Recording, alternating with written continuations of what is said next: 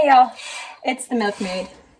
I thought I'd bring you along today and talk about something that kind of has been on my mind recently, and is something I haven't seen too many people talking about that I know of recently. And it's something I used to see on like prepper forums a whole lot back when, it was more like online forums versus videos. I know some people have been doing this forever on YouTube, but I hadn't followed a lot of those until like maybe 4 or so years ago. Most of the stuff I saw was just, online forums. But basically, what I wanted to cover was PERSEC.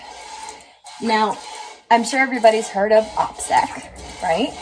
Where you are careful with what you say in the military or military family or anybody in the know regarding, troop movements or plans or operations or, things like that, so that you keep the soldier safe and the operation secure from espionage or sabotage or anything. Loose lips sink ships, right? Well, PERSEC is very similar to that, if you're not aware of it. And PERSEC stands for personal security. And it's a broad topic because I'm not talking security systems or items that you need or anything else like that. I'm talking about using your head and making smart choices about what you say or where you say it and that kind of thing. So a lot of times, like in real life, you're not just going to go up to a perfect stranger who you don't know and tell them all this information about you. Especially not if you're a prepper. You're not going to say, oh, hey, by the way, you random stranger, I've got, 50 buckets of rice and beans or something like that. Or, freedom seeds of any kind or what you have, that kind of thing. And that's good, right? And as I've seen like this kind of community grow over the last maybe close to a year of new preppers or people being more open with saying that they are doing it and that kind of thing, I've noticed that people say a lot and they build these trusts. These forms of communication. You're going to have to excuse me. I'm trying to get this out, but it always comes out rambling. And it's just the way I function in speech. So hopefully that's not too bothersome. But I'm getting places with it, I hope. So if you have never been burnt by anybody before who said something that you asked them not to say in confidence, or you met somebody in real life and you trusted them with information, or you trusted them with details about your life or in another capacity, and that person turned around and betrayed that trust, that's a challenge of its own. Been there, done that. If you've ever been hacked, if you've ever had your bank account hacked, if you've ever had any kind of cybersecurity issues, you'll understand what I'm saying. And then if you've ever, say you met somebody online, whether it's, Craigslist for, I'm on Craigslist a lot because I'm not on Facebook, so I don't look at Facebook Marketplace. Everybody tells me all these wonderful deals, and I'm like, yeah, but I can't respond. But, getting animals or farm equipment or whatever. And there's a reason that they have layers of protection, because sometimes there's a lot of nasty people out there, right? Who want to do you harm or to take advantage of you. So you meet a person and they seem fine through email or text or whatever, and then you go and meet that person, you're like, holy macaroni. That's not what I thought, right? And I guess some people who do dating sites have learned that as well. You can't always judge a book by its cover or even the first chapter. And in saying that, we've actually had some fairly decent security issues before. And I'm not going to go into details because that just gives too much information. And even recently, I've had issues where, you know, I've trusted somebody too quickly, and then based on whatever feeling, maybe they seemed authentic, maybe they were saying all the right words, and then made mistakes of giving too much personal information. A lay person can find you with very little information on a simple Google search. All they have to do is know what to look for. Online predators do that all the time, and they know how to work it. And I'm not talking about predators here. I'm just talking about when you are online. I gotta keep milking her. She's gonna get really mad. Actually, she's upset. No, stand. She's already upset that I'm looking at the phone. She doesn't like this very much. I mean, I know y'all like to see milking. Who knows why? But I have a horrible angle here. I probably make the stupidest faces when I do that. Oh, look, you get to see the arm flaps and everything. So, my point with all of this, with personal security, because I'm kind of giving you like some of the reasons why. My point is, I watch people, and I do this myself, where you start to get to know somebody and then you start to trust them with information, either with your real name there, your real picture, all of that stuff. And then there's a sharing of information or email addresses, phone numbers, and then you get to know these people and you're sharing more and more. The problem sometimes with that is not that you should never, ever, ever do that. But I think a lot of times people get lulled into this sense of security when sometimes maybe they don't know everything about whoever it is they're speaking to, or how they're putting that information out. Because, you know, in the days of phones and recordings and, you know, you can screenshot stuff, you can do all kinds of things to, not you, but someone could do that to you and then, you know, compromise you. And I love seeing the community build and trust build and friendships build. I think it's awesome. But I do feel like maybe a reminder is a good thing, to be careful with who you share things with, to be careful of how quickly you trust. And, you know, that's just common life advice, right? But when you start thinking about a shift situation, you don't know, you know, such and such a person, you don't know if they would, you know, lay their life down for you as a friend, or if they would have your back in a situation, or if they would not compromise you if they were put in a compromised position themselves. It's good, moral, ethical, trustworthy people are exceptionally hard to find these days. They're there. And in fact, I think we have quite a few in our community. However, it's an open forum, basically. So you never know if there are people who aren't quite as trustworthy. And maybe they're just nice people too, or just friendly people too. But maybe, you know, in a bad situation, your personal information is not as valuable to them as it is to you. My family's security is exceptionally valuable to me. And I try to take as many precautions as possible with that.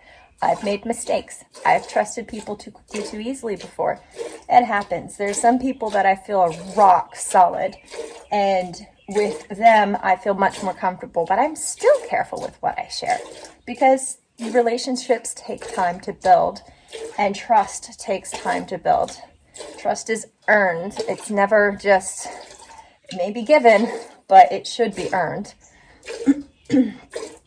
So, that being said, there's a couple of things that I might suggest, practical applications of this thing. Number one, use discernment.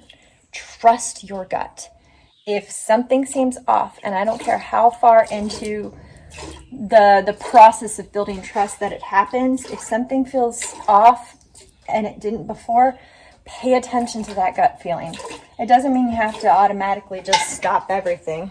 One moment, I gotta dump this, and she's not happy with me. Nearly done with her though, so I just gotta keep going before she gets too irritated. But that gut feeling I've had every time I've been burnt, it's because I ignored my gut on a matter. And as I've learned, I trust it. There are certain channels that kind of, we all know about, had some moral issues for even criminal ones. And, even though, yes, innocent until proven guilty, whatever, I had, about both of them, had a weird gut feeling before anything ever came out. Just based on something that was there, and I couldn't put my finger on it. When all that came out, I was like, okay, that makes sense. I get it now. And no. And so trust your gut. She literally tried to step in the bucket. Nutty. You're not leaving. So the next thing I would suggest, and these are all suggestions in my opinions, is be maybe mindful, maybe use a handle instead of your real name. And if you're worried about losing relationships with people that you've had online back and forth, you can exchange emails and say, hey, this is my new handle, but can you call me this? It may or may not work.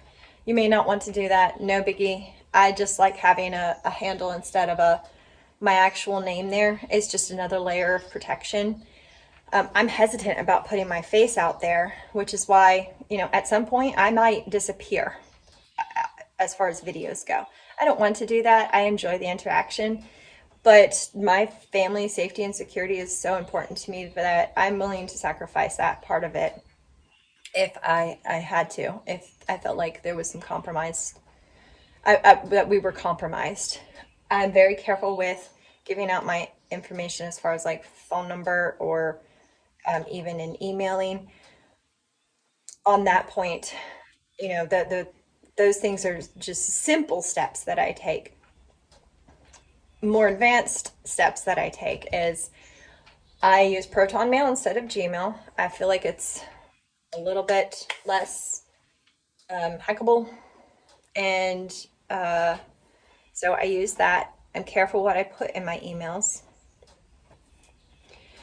The information that I share, even with people that I pretty much trust, I don't share everything.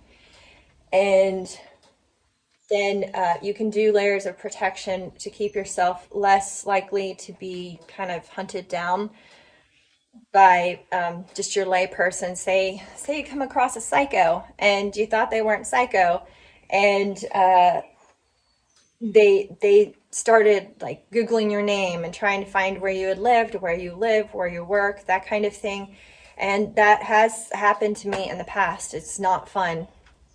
And so one way that you can add a layer of protection there are subscription services out there. Now, yes, you do actually have to give them your information, but it's not like everybody else can't find it anyhow. Okay. These types of services, and there's Delete Me. I've heard really good things about them. And basically you pay like a 1-year subscription, and then you can pay monthly or something like that. I can't remember all the details. And I know it takes a period of time for them to start wiping you off of these kind of 411 searches and that kind of thing. But you can pay them, and they will regularly go and check and make sure that your information isn't being put out there for these people searches, which makes it harder for just an average weirdo to track you down, right? And you can, and if you ever like Google your name or DuckDuckGo your name, I use DuckDuckGo, I don't use Google. Again, another layer. I just am not a huge fan. I know it's not perfect either, but I'm not a huge fan of Google, even though they run YouTube. if you do a search of yourself and you find yourself and you have this service, all you have to do is contact them and say, this is the website, I found it here this day, please take care of it. And they go take care of it. It's a paid service and they do their job. It's excellent. I love it when I can Google myself or search for myself and I can't find me. So with that said, there's that. Some people use VPNs. I don't know enough about that other than it's supposed to like move your IP address around. I know that if you're a serious techie or something like that, you could probably find people anyhow. There's no way to be 100% anonymous on the web, in my opinion. Maybe some people are good enough at it, but you know. And then after I had tried to make this a couple of times, I happened to be listening to some of Gray Man Prepping's live stream, and at one point he was talking about passwords, and my ears kind of perked up. He had some excellent points, and I've been lazy about that in the past. I'm going to go ahead and do some serious cleanup as far as that's concerned, because it just seems that, you know, in this age of cyber attacks and things like that, it's just too easy for your information to be compromised by other big bad people. But we're talking personal security. And my final, let's see, I'm trying to remember everything I was going to cover.